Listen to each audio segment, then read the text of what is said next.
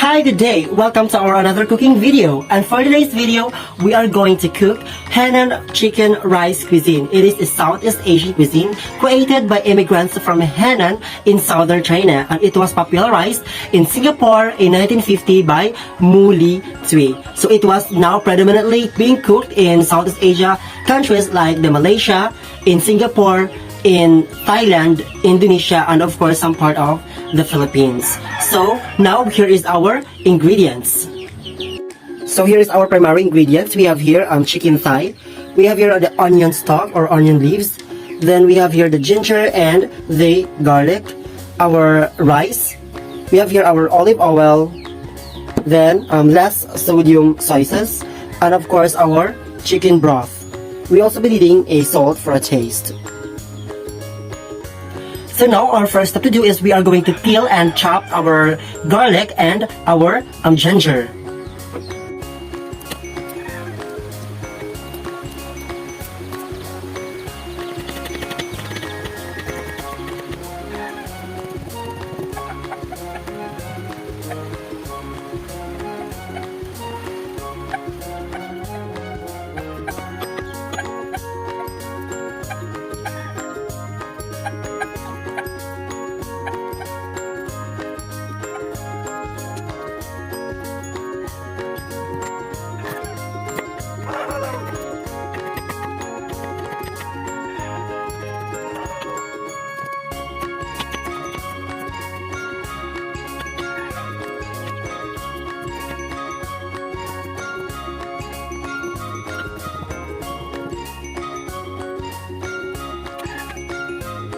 And now we're going to cut our onion leaves.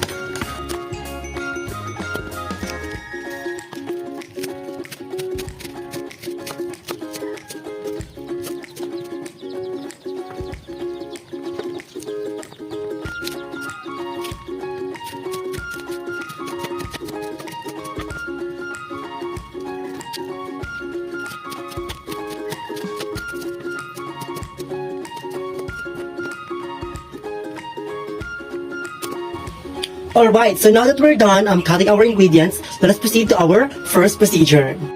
Alright, so now we are going to rub the salt to the skin of our chicken thigh. We have to rub them until it becomes shiny and clean.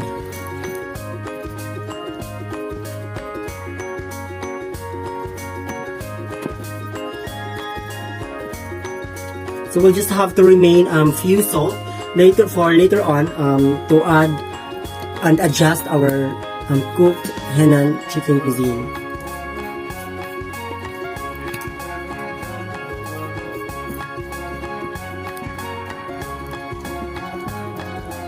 Alright, so that's it. We're going to set aside this one, and then let us proceed to our next procedure. Alright, so now we are going to rinse our rice here.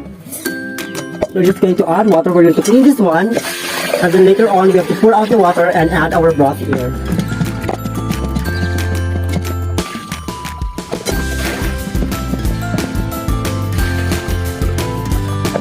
Alright, so now since our rice is ready to cook, so we are going to add our ingredients here, especially the spices and the broth. So first is we are going to pour our 1.5 cup of chicken broth. Right, that's it. And then we are going to add our remaining ingredients.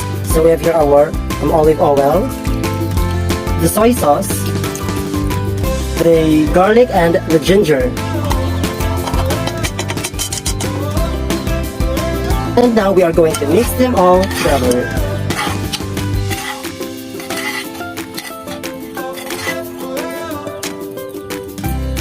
Right, that's it.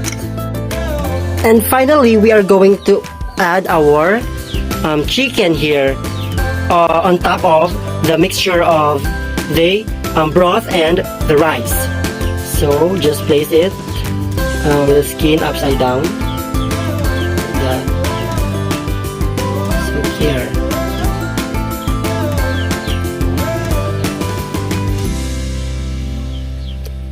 Alright. And lastly, of course, our green onion leaves or the scallion.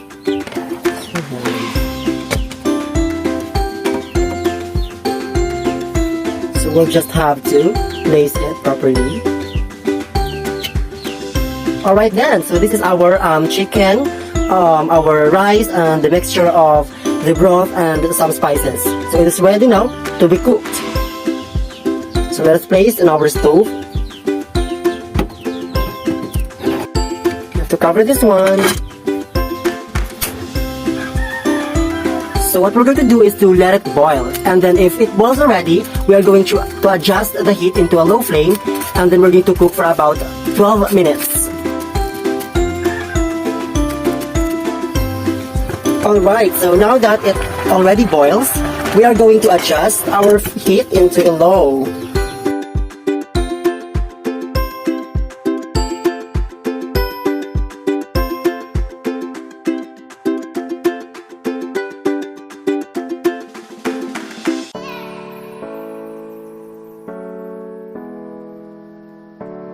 Alright, so after a few minutes of cooking, so I think our Hainan chicken rice is already cooked. So we're just going to remove it from the stove.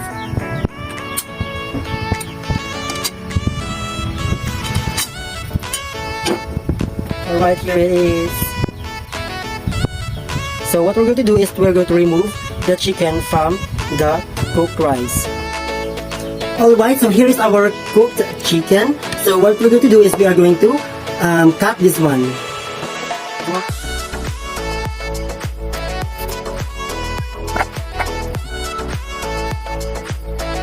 Alright, so here it is.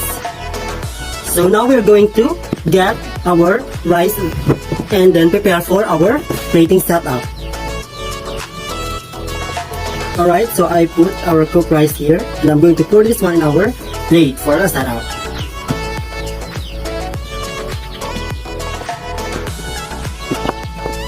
And then, of course, our chicken.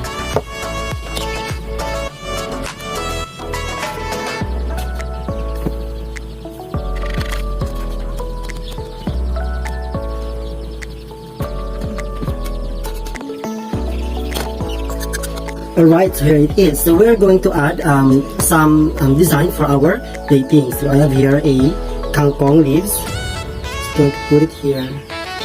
We have our sauce also here.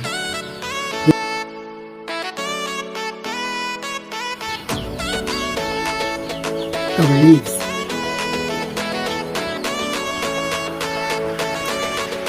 Alright, so here it is.